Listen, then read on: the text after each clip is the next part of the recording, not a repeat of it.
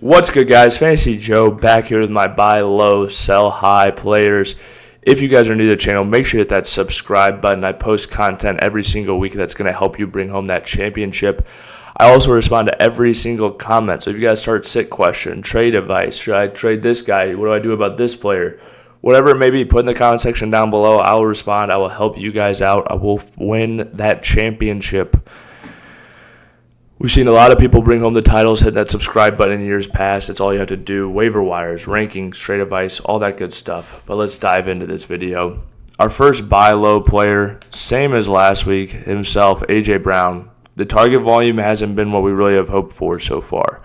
And usually that is the thing. 8 targets this last week, though. We'll take it. 5 catches. Brighter days to come. I've got projected for a good game against the Rams. We looked at the passing volume. Eagles were last in the league in passing volume last year. He's still on a points per game basis. Didn't go down very much from where he was the year previously when there was a lot more passing volume. I do expect the volume to come up this year. And yeah, I just expect brighter days for A.J. Brown. Next up on the list is Brian Thomas Jr. 12 targets this last week, 7 the week before that. He's getting the ball. They try to move him in the slot a little bit more. I don't know if, they're trying to create some of those easy targets for him, which I think is a good idea, but I do think he's thrived as a traditional X receiver in the NFL before. But brighter days are ahead. I would go after both of those guys, and I do think their owners are kind of freaking out. I would even, if I had Justin Jefferson, I wouldn't mind going and I need a running back, trading Justin Jefferson for Brian Thomas Jr. and a running back, for trading Justin Jefferson for A.J. Brown and a running back, being able to get those 2 good spots. And I'm not super high on Jefferson the rest of the season, although he's still a top 10 wide receiver. And then let's highlight Nico Collins, another guy. He had a solid game this last week, 12.7, but nothing crazy, and he will have some crazy games this year as a number 1 wide receiver on that offense that's going to have to throw the ball and won't be able to run it at all. In Houston, Ashton Genty, another one that should be no surprise. He barely played over 50% of snaps this last week. I think I want to say 56%. Week 1 was like 86%, or at least those were the ballparks on it.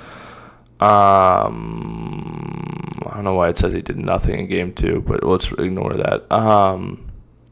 But yeah, you need a little bit more passing game involvement for Genty to get there. But I do think the offense is going to the running game should get better as they play some better matchups and things like that. Travion Henderson, another guy I would go out there and try to acquire. These are guys I think you might be able to get really low right now. Travion had 5 touches this last week. That's exactly what I would tell the owner.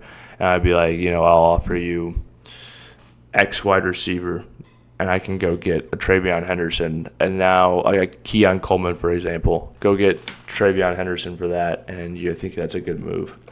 One more guy I'll throw out there, Jacoby Myers. I just really think he's going to be the number 1 wide receiver on this team. I think better days are ahead for Geno Smith than we saw against the Chargers. And he's going to be able to come out there and produce and get that target volume and be that really solid flex. Well, I think he'll end up the season as a strong wide receiver too, honestly. Okay, moving on to sell highs, and this might be my number 1.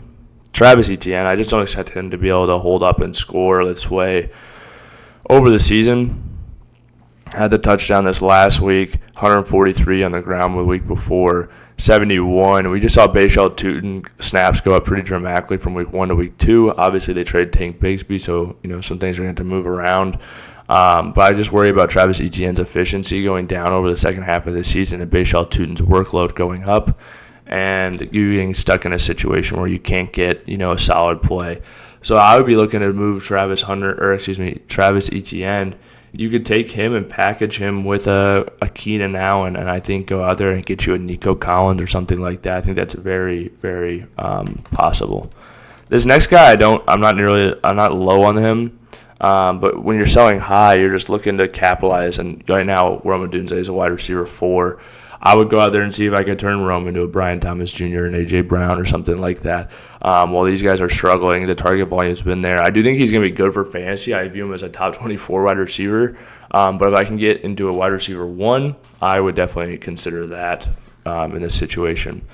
And then one more guy that I have as a buy or sell high, Tyreek Hill. You might have heard of him. He plays for the Miami Dolphins. Caught his first catch over 30 yards, had his first game over 100 in a long time last week. But still, his best game was 13.9 points. Gets Buffalo and the Jets the next 2 weeks. I do think he'll throw a lot against Buffalo, so if you can't get a good trade price for him, you can hang on to him. But again, see if I can't package Tyreek Hill and somebody else and grab myself a Brian Thomas Jr., who some people are panicking on, or an A.J. Brown, or turn him into Genty. I think if you take Tyreek Hill and a solid running back, you could even have a shot at Ashton Genty and bring in a solid RB2 for your roster that you can depend on. Let's take a look at the RB rankings, and I can tell you who's a guy. David Montgomery. I think that's a perfect example. I would see if I could take David Montgomery, Tyreek Hill, or, Tony Pollard, a Kenneth Walker, somebody like that, a James Conner, package them with Tyreek Hill, and go out there and get an Ashton Genty or a player even a little bit better than that caliber. But those are some players I'm targeting and some players I'm selling in fantasy football. Hit that subscribe button, hit that like button. If you have any questions, put them in the comment section down below. Let me know what trades you're working on or any fantasy questions that you guys may have, and I will get back to you. This has been Fantasy Joe. Thank you guys so much for watching. Go have a great day.